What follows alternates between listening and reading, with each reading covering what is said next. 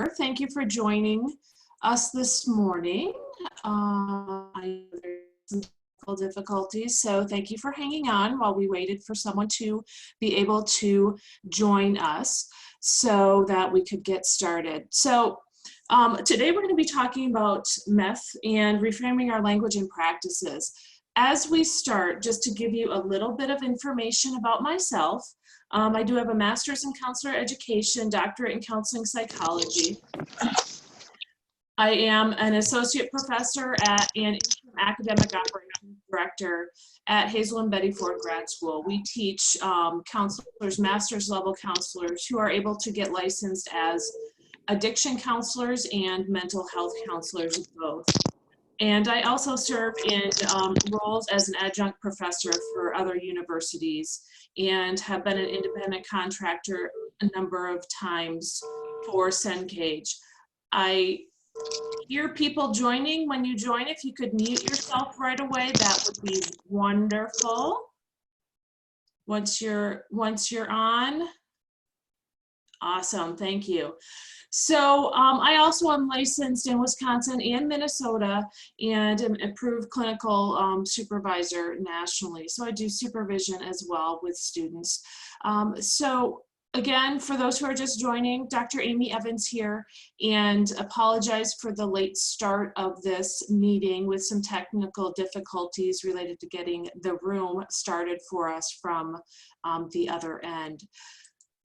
So our focus today is related to meth and meth use disorder because it carries a lot of stigma in our world and in society currently. So as counselors and counselor educators, we really want to make sure that we have a sense of our own biases, we have a sense of our own language, and consider changing how we say things to basically change the way the stigma happens in our society, to reduce that. Because if we are able to change our own views, then we're able to impact the views of the people who are struggling, because they put stigma on themselves as well, and their family members and friends, and then society as a whole. So certainly what we're talking about relates to beyond methamphetamine, but today I was specifically wanting to focus on meth because that's one of my specialties. So briefly, what is meth? We're not talking about the medication that is used for ADHD and obesity. Today we're talking about crystal methamphetamine. So it's a synthetic psychostimulant that can be swallowed, injected, snorted, smoked. It's the often thought of as a crystal. If you've done any viewing of Breaking Bad, for example, it's talked about as a blue crystal. There's actually drug dealers and producers who have added blue purposely to the powder or crystal that they have in order to go along with that mentality to try to sell more.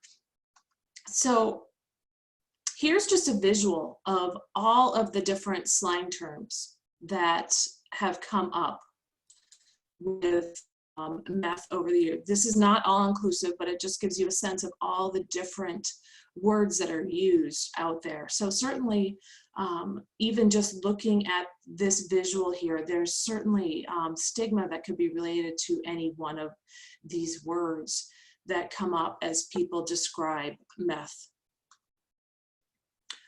For those not familiar, I just wanted to very briefly talk about some details. So when it's snorted, it takes about 3 to 5 minutes for the high to take effect in the brain.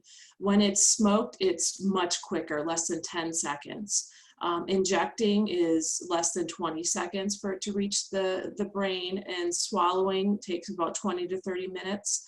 So this is why a lot of people will smoke or inject meth, because of how quick the high happens.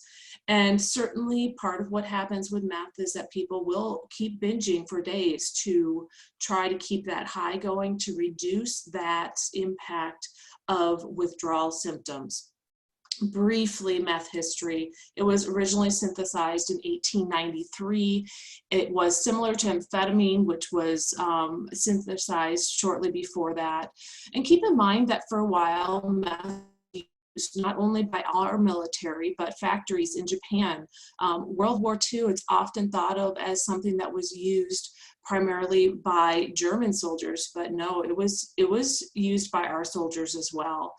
Became outlawed in the United States in 1970, so keep that in mind, that it was actually legal to use for some time. And it's currently a DEA Schedule II controlled substance. I also wanted to just briefly give you a sense of how many people per day are just initiates, so first-time users of meth. These numbers are actually from the most recent data, which would be 2018. So when we think of 12 to 17-year-olds, about 85 12 to 17-year-olds try meth per day.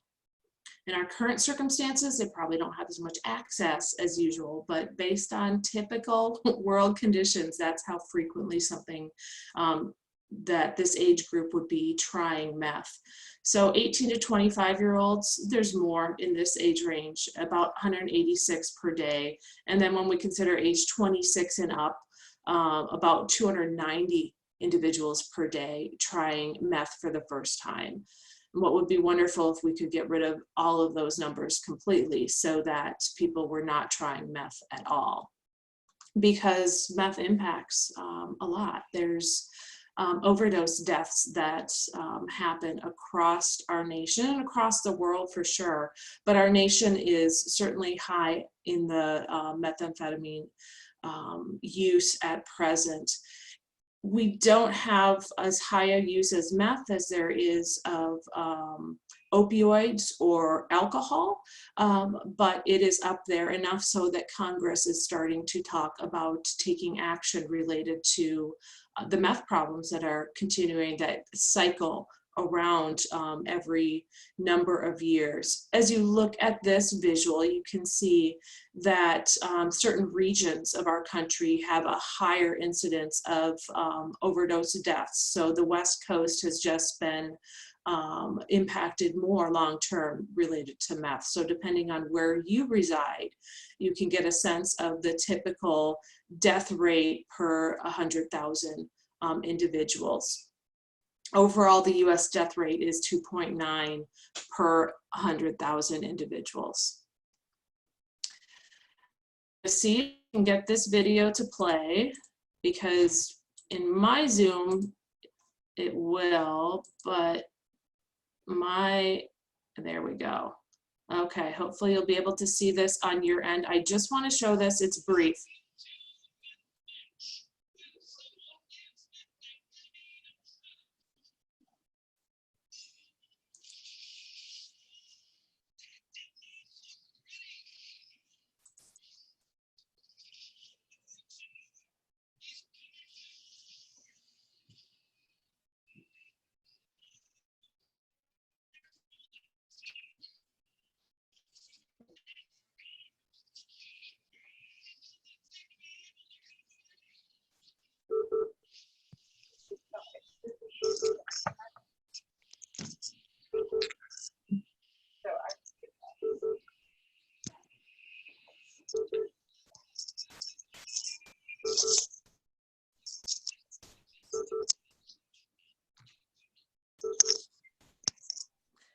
So that video is put out by SAMHSA, and it's meant to be a scare tactic, but it certainly causes more bias because of just the mentality that comes as a result of this. Is meth, the substance, a monster?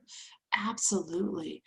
But when we look at this way, and then people are thinking about the individuals who use meth and considering that they are the monster, that's the problem with how people are looking at meth use disorder. So let's talk a little bit about bias. We all have them. That's just plain and simple. We all have biases. The important thing is to be aware of them. So today I do want you to reflect on, what are your biases? What are your reactions related to those who use meth? So as we talk today, just even think about that. What are your reactions to what we're talking about today? What are the stories you've heard? And more importantly, what are the stories you believe? Because even if you're not someone who's going to work directly with individuals who struggle with meth use disorder, we all have, as counselors and counselors in training, we all have the responsibility to make sure that we are treating others in the way they should be treated and reducing bias in our society. So consider what you believe and what's actually accurate. So take the time to reflect on your own biases and pay attention to that. So here's a couple that I like to just talk about briefly. So if you're using meth, you're a lost cause. This is often something that people believe, that those who struggle with meth use disorder are just a lost cause. They're never going to be able to be in recovery. They're always going to go up back to substances, and this is just not true. There are many people who have struggled with meth use disorder who are in full recovery and have been for long term. Most people who use meth end up addicted. This is actually not true. There's many people who do try it and who not become addicted. It is very addictive for some individuals, but it's not for sure this addiction that's going to happen just because someone uses it. People who use meth will be violent or aggressive. Now, will some individuals who use meth be violent or aggressive? Yes. But will all people who use meth be violent or aggressive? Certainly not. The statistics do not support that at all. And you can tell a meth user by their appearance. This is just not the case. There are people who are walking around who are regular meth users that you would not know, that I would not know, even though I have a specialty in this area. You can't necessarily tell someone by their appearance. And sometimes we make assumptions when we see someone and it looks similar to what we've seen on billboards or in advertisements that, oh, that person must be a meth user. And that's just not fair for us to make those assumptions. Those who use meth will not voluntarily ask for help. Again, this is one that some people will not ask for help, but so many do. So many people choose to ask for help and seek out help. There's just not enough support out there. There's not enough resources for those who are trying to seek help. So when we think about bias, the attitude we have, our belief that someone can change really does matter. So each one of us can help fight the stigma that an individual feels from society and from themselves. Like I said before, the individuals who are struggling with meth use put stigma on themselves as well. So we want to make sure that we're not adding to that, instead that we can reduce that. So one of the ways we can do this is by reshaping the language we use. For those who are new in their training for meth use disorder to be the term used in the Diagnostic and Statistical Manual of Mental Disorders, the DSM-5, it's not that surprising. But for a lot of years with the prior DSM, we were talking about abuse versus dependence. And that has shifted, that language has shifted purposely to try to reduce stigma and for us to have a better understanding of the spectrum of substance use disorders broadly.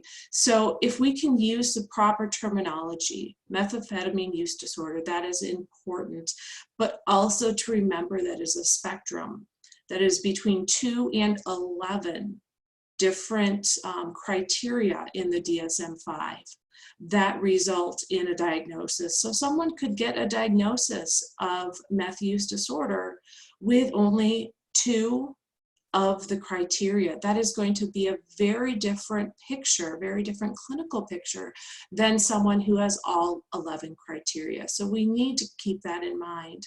We also need to realize that physical dependence can happen, but that's not the case with every single person who has a meth use disorder diagnosis. So we need to, if we see someone who has that diagnosis who might be coming to you for something else, but for some reason that's an in a chart or in a previous file, don't make that automatic assumption that they have all 11 criteria or that they have had physical dependence on meth, because that's not necessarily the case. Other person-first language. We need to make sure we continually use the individual or person first before the disorder. This certainly applies across all diagnostic categories and all different labels we might use clinically to make sense of what's going on with someone. But we'd want to talk about the client who is struggling with a meth use disorder. Even in the language I've used so far in this presentation, I hope you noticed that most of the time I go with that we're talking about a client or an individual, a person who is struggling with a meth use disorder, rather than labeling the person as this person is a meth user. We also want to talk about recovery, depending on the client's language, though. We want to think about how they use that term of recovery, if that's a term they use at all. If there's someone who is moving that direction, or if they see it in a different way, but it's important that we understand their definition. So negative versus clean, and a person using versus dirty. So we're talking about different drug testing here. So when we talk about drug testing, if that's happening in any sort of file or with individuals, we want to consider carefully how we refer to someone. So if someone has a positive drug test, it's best to refer to that in a file or when we're talking in conversation about a person who is currently using versus someone who has a dirty drug test, which is the language that has been used for decades related to that. We want to talk about a negative drug test versus clean, because this clean versus dirty dichotomy here is one that carries a lot of stigma. When I was pregnant, I have 3 children. When I was pregnant, I didn't have a dirty pregnancy test. I also didn't have a clean one when I was trying to get pregnant. It was a negative one and a positive one. So we want to use similar language to what we use in other medical issues as well. So when we think about those struggling with meth use disorder, we want to make sure that we're not blaming others and that we can see what are the individual struggles. So that's the same for when we're working with people across any issue. We want to make sure that they see what is going on with them. So when we're working with individuals struggling with meth use disorder, we don't want them to be blaming externally. We want them to be able to look internally and work on changes themselves. But we also need to understand that honesty and openness and willingness to make changes, that's a struggle, especially if someone has been using long-term and have created lies across time. It becomes very typical and normal to continue those lies even when they're trying to make changes in their lives. So keeping that in mind as you work with individuals, that honesty, openness, and willingness is something that's important for them to work on, but we need to be open and willing and honest as well as we're working with individuals, trying to help them see things in a different light. A few details related to meth to talk about what is accurate again. So possible impact from meth, violent aggression is something that is possible, yes, but is not always the case. So just keep in mind when you think about meth use that there is the case that violent aggression can happen, but don't make that assumption that it's going to happen with everyone, because it just doesn't. Obsessive thoughts and behaviors is one that is common as well, but again, that's not going to be the case for every individual, especially again when we think about the spectrum of meth use disorder.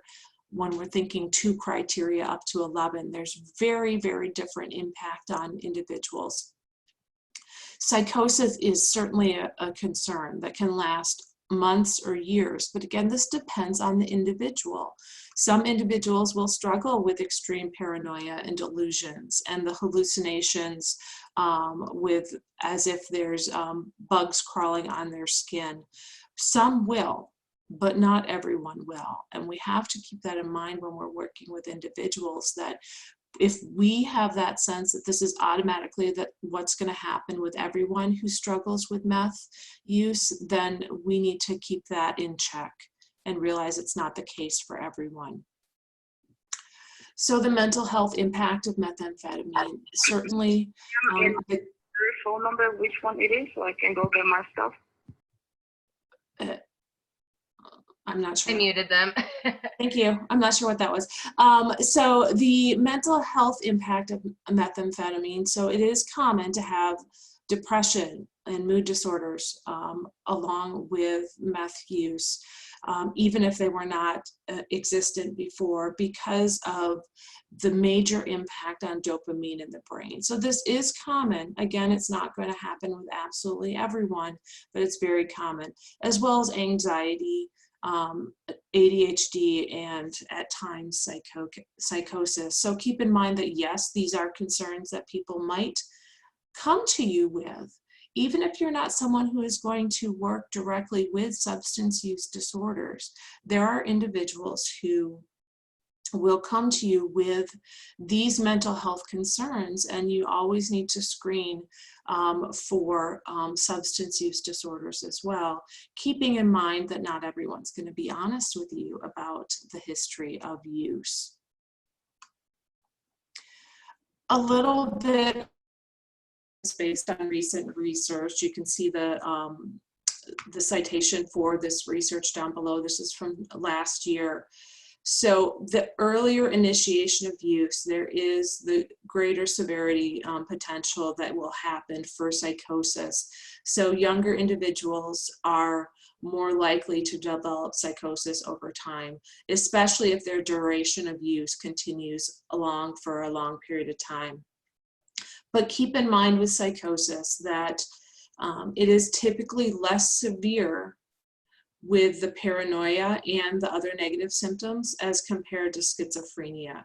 So this is important to realize that in working with individuals, if you encounter people who are displaying symptoms of schizophrenia, it's important to check on meth use if there has been any history of that, and just notice if the symptoms are seeming not quite to meet schizophrenia criteria, but they're looking very similar. You might need to consider if meth use has been going on with the person. I want to talk briefly about evidence-based practice, because this is very important for counselors. We need to consider the best available evidence out there for the work we do. So that certainly applies to anything we do, and definitely if we are encountering individuals who are struggling with substance use disorders.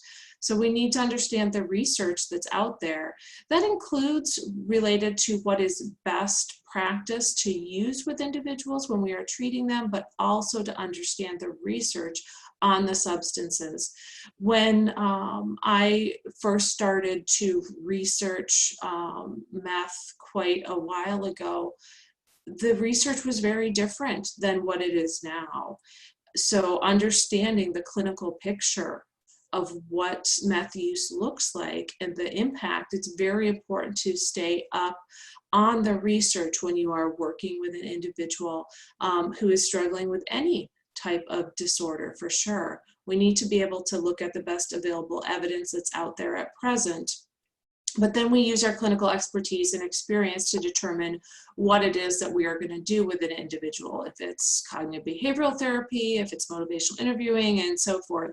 We're looking at what the evidence is, but also our years of experience can really make a difference as well.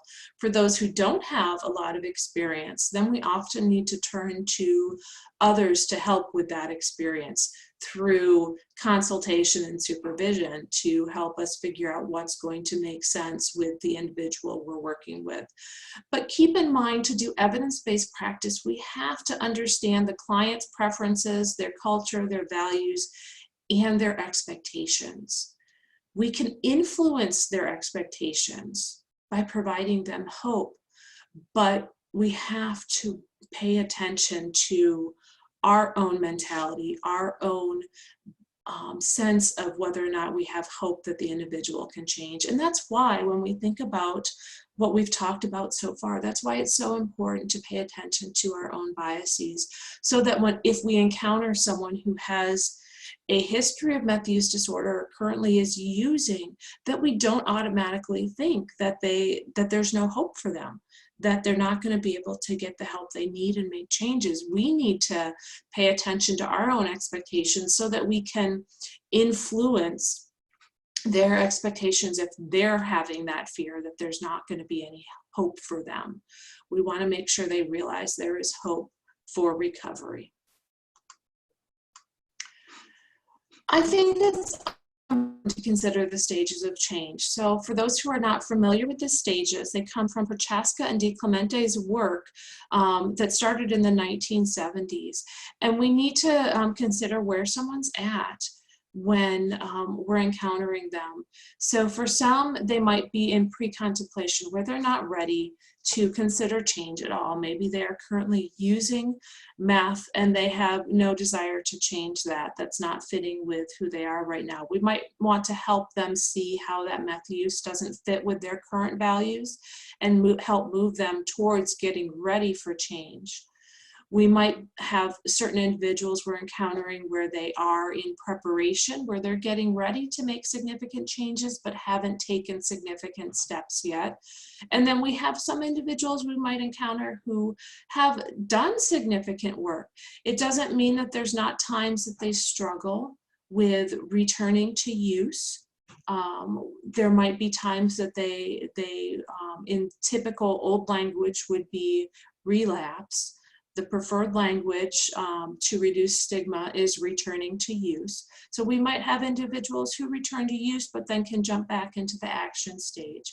And there are certainly many individuals who are in the maintenance stage related to meth use disorder where they have made significant changes and they're able to maintain those changes long term. I want to make sure everyone is also thinking about working with individuals from the evidence-based relationship perspective. Because so often we talk about the work that we do as counselors as coming from different theories or research that's out there related to like cognitive behavioral therapy, motivational interviewing, so many other options that there's lots of research on. But we have to realize that there is evidence for the relationship and the way we are responsive to clients as well. So I just wanted to bring this up briefly so that everyone has it in their minds, that things like the alliance and empathy and agreement on goals really do matter. So although the techniques, the theory we base things on matters, what the research backing is for choosing those practices matters. Building that relationship with the individual is important as well. And if we have bias entering into that relationship, it's harder for us to do this if we're not paying attention to and fixing that bias. So we need to make sure that we are paying attention to our reactions to individuals we work with so that we're able to really build a strong alliance with individuals to help them change. When we talk specifically about meth use disorder, there's a lot of research out there to try to figure out what works best. But there can be simple things that work. Again, we're talking spectrum here of 2 criteria up to 11. So the individual who's struggling might not need inpatient treatment, for example. And the research out there shows that even doing an assessment and sharing self-help booklets for some individuals, that can be helpful. So we don't want to minimize work like that, to realize that even simple activities like doing assessment and sharing the results with someone, helping them realize, well, yes, you do have a problem. Here's what's showing up, and providing some self-help options can be helpful. But generally speaking, especially as we move further along the spectrum for meth use disorder, the more intensive the treatment, the better the outcomes. And the longer the treatment, the better the outcomes. The matrix model is something that has a significant amount of research backing it. And part of why I believe the matrix model works so well is because it combines a number of different types of treatment. So essentially, if you think about just if you're shooting in the dark arrows and trying to hit something to help someone, if you're using a whole bunch of different therapy models with someone, something's going to work. I think that's truly why the matrix model can be effective, because it combines motivational interviewing, cognitive behavioral therapy, contingency management, and has those pieces in there with family work as well to try to really help those individuals who are struggling with meth use disorder. There is also research out there on acceptance and commitment therapy. It's newer research, but that is beginning to show as effective as well. So there are a number of things that can be helpful, and I think that's important to realize that, again, so often there's this idea that for meth use that people are a lost cause. That's not the truth. There is a lot out there that we can do to try to help individuals who are struggling. So just the matrix model is generally applied as a 16-week program. Its basis is in CBT, but it utilizes motivational interviewing and contingency management. It also does encourage 12-step involvement. And with this piece, I want to make sure that people think about the fact that AA, NA, other 12-step type meetings aren't for everyone. So even though the matrix model might encourage 12-step involvement, we have to take a broader perspective and realize that some individuals might need something different, and to have a broad understanding of what's out there for different groups that individuals could go through. But again, like I said before, the matrix model includes family into the model, and social support groups as important. So you can see that the matrix model covers a lot of different possibilities to try to really target a whole number of different possibilities with individuals to help them move towards change. So they have support in many different ways. I want to briefly talk about meth use disorder from a growth mindset perspective. So if anyone's not familiar with the growth mindset, this comes from Carol Dweck's work and most often gets applied to education. So I have children who have their work that they're doing, and they have teachers who are trying to help them focus on a growth mindset. And this is a very different perspective than truly what I grew up with. So if we have a growth mindset, that means that we believe talents, intelligence, improving habits, etc., can be developed through activities such as the work we do, the hard work, effort that people put in, effective strategies, and appropriate help from others. If we have this as a mindset, that's the perspective that really helps people to grow. However, many of us have a fixed mindset or a mixed mindset where there's times that we struggle with believing that intelligence, for example, is something that can be developed because we grew up believing that, well, no, it's set the way that we were born, our intelligence level is set. And switching to a growth mindset takes effort on our part. But if we can believe that our clients can put in the hard work to improve their habits, to improve their abilities, we really want to have that growth mindset with the work we do. So fixed versus growth mindset. As I go through these, I want to think about you to think about your own mindset based on what you currently think. And some people might have a complete growth mindset already, and some people might have this mixed idea. So intelligence is set that there's not possibility for change. Is that something that that you've grown up believing, that you think is the case?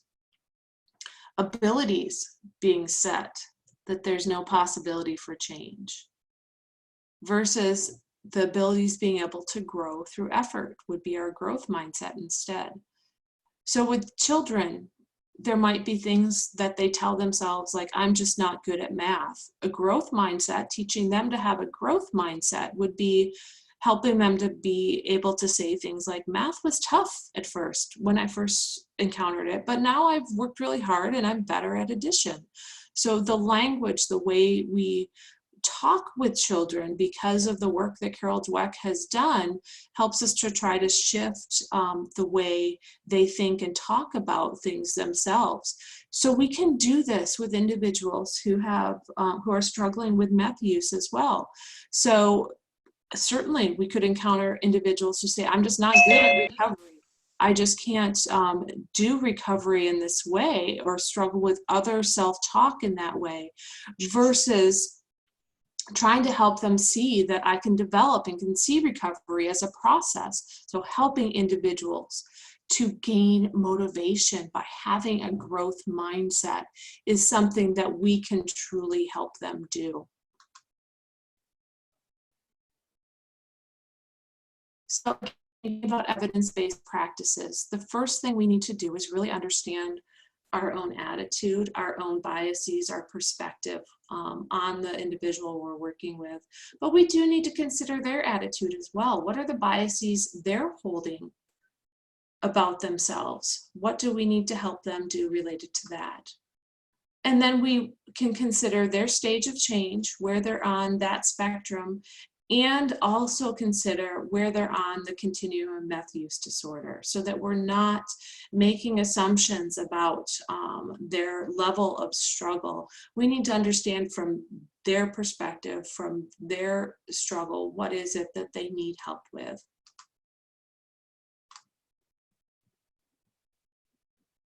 And when we're trying to help someone, we need to continually pay attention to our own biases. We need to really make sure we continue to do work on this, and our belief that someone can change, and our mindset, trying to shift towards a growth mindset at all times with individuals. We want to consider what is the best fit for the individuals we're working with, and the values of the individual we're trying to help, and to help them develop a support system so that they can move towards change. Just briefly, I know we are almost out of time, but I did want to just point out, for those who are not familiar with the treatment for meth use disorder, at this point in time, there is no medication approved by the USDA for meth use disorder, but there is a lot of research ongoing right now. So for the opioid crisis, the ability for individuals to have substances help them instead of harm them by using medications to deal with the symptoms has truly been very effective to help people move into recovery. So there's hope that in the future there will be something for meth use as well. But I think that there's also a lot of other interesting research happening at present, that the environment really matters. So with the research on rats at present, the idea of having environmental enrichment, where it's an environment where they have lots of choices and options, and just an enriched environment versus an environment where they don't have choice, have options, it's just bland. The ones who have an enriched environment are less likely to choose meth. So when we think about the initiates that we talked about earlier in the session, that those people who, especially at the young age, choose to use meth, we have to keep in mind that if we can continue to work on providing enriched environments in schools and in communities, that's going to help individuals resist that desire to use, because they have other options, they have other things in life they're excited about. And last, I did want to just make sure people were aware that the research out there related to meth use has really not been able to be all that it could be in the past, because there was no way to test rats in the similar way that individuals often use meth. So as I talked about before, inhalation is what gets the meth to the brain the quickest, so is often what individuals will choose to do to use meth. So now rats can be tested in a similar way to help us understand meth use even more. So there's going to be lots of research coming out in the next 5 to 10 years that will help us understand meth use even more, and more research will come for evidence-based practices as well. We have 1 minute left, so if anyone has any questions that they want to ask before we shift to the next session. Dr. Evans, I want to thank you so much for dealing with the technical difficulties we had. You were officially the first presentation, one of the first presentations of the conference. So way to go, way to kick it out of the park. Thank you. Thank you, and thank you for those who stayed on waiting for the presentation to get started. So, and I appreciate you being able to hop on when the original person was not able to get the meeting going. Thank you again, and also I want to thank, we are sponsored by Tavera for class and internship management. So we want to thank Tavera for helping us put this together. Wonderful, thank you. I hope everyone enjoys the rest of the conference. Thank you for joining us this morning for this session.